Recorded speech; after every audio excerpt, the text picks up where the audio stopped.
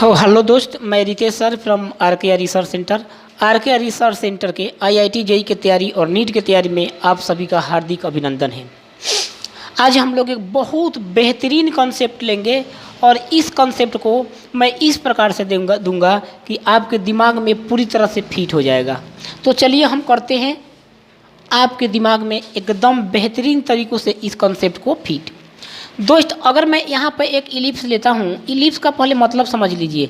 11th वाले विद्यार्थियों, ellipse complex number तो आप लोग पढ़ लेते हो, बट इसकी व्याख्या नहीं कर पाते हो। मेरे दोस्त, इस इलिप्स का भी तो सेंटर होगा, बोलोगे कि बिल्कुल। इस इलिप्स का सेंटर, इसको मैं बोल सकता हूँ क्या, major axis, length of major axis A और बी। आप जानते हो किसी भी इलिप्स में दो वर्टिक्स होते हैं, यानी दो अपेक्स होती हैं। अगर मैं बात करूं, यहाँ मैं लेता हूं एक पॉइंट Z1, यहाँ मैं लेता हूं एक पॉइंट Z1 और यहाँ पर एक लेता हूं एक पॉइंट Z2 इलिप्स, और एक पॉइंट मैं लेता हूं कहीं P, यहाँ पर एक पॉइंट P है कहीं।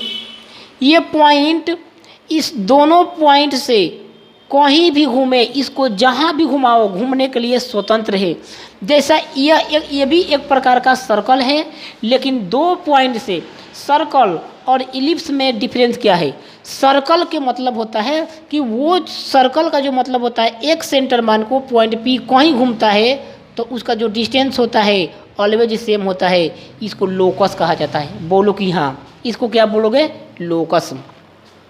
लेकिन मेरे दोस्त, जो इलिप्स होता है कि दो पॉइंटों को कांस्टेंट मानकर, दो पॉइंटों के बीच की दूरी को कांस्टेंट मानकर, इसको मैं दोनों फोकी के बीच की दूरी को मैं 2a ले लेता हूँ। कोई दुख है क्या? अरे बोल दो, नहीं लेंगे, चलो कोई दिक्कत नहीं। अगर आपका मर्जी है तो मत लो। क्या मैं इसके डिस्टेंस को 4 यूनिट मान लूँ?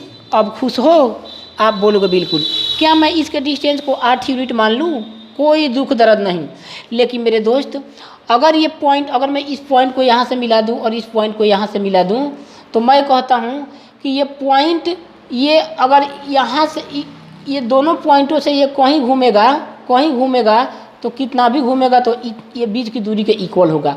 उसको जहाँ भी घूमना हो घूम ले। अगर ये पॉइंट यहाँ पर आ जाए तो ये दूरी और ये दूरी आपस में क्या होगी, इसके योगफल के इक्वल आएगा।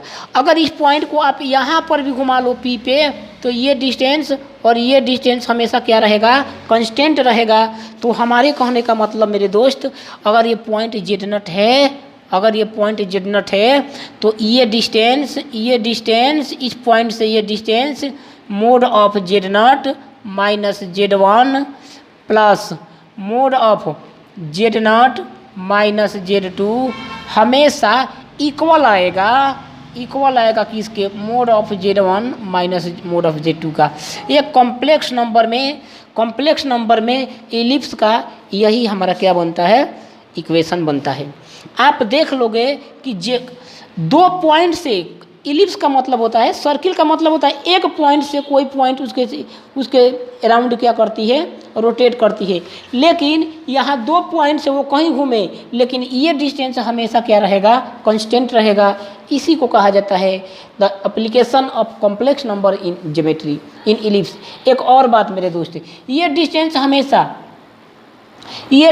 हमेशा कांस्टेंट रहेगा। कहने का मतलब ये कि Z0 माइनस Z1 को मैं लिखना चाहूँ प्लस Z0 माइनस Z2 को मैं लिखना चाहूँ, तो ये क्या आएगा मेरे दोस्त, हमेशा कांस्टेंट होगा। ये एक बेहतरीन कॉन्सेप्ट है। अगर मैं चाहूँ तो इसको इस प्रकार से भी लिख सकता हूँ। इस प्रकार से अगर मैं चाहूँ तो इसे कोऑर्डिनेट एक्सिस में भी लिख सकता हूँ।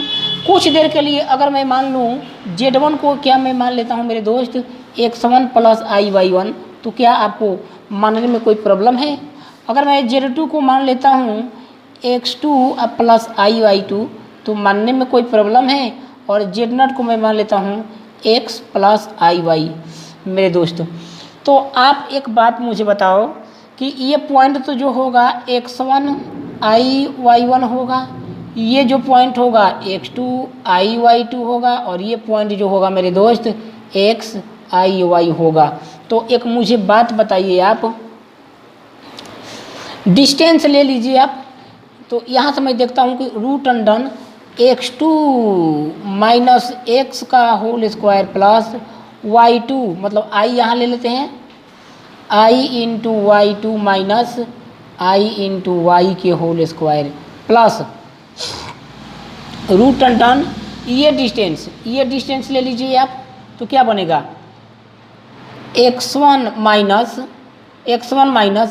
एक्स के whole square plus y1 minus y के होल स्क्वायर इक्वल आ जाएगा मेरे दोस्त रूट अंडर इन दोनों पॉइंट के बीच की दूरी x2 माइनस x1 के whole square plus y2 minus y1 का होल स्क्वायर।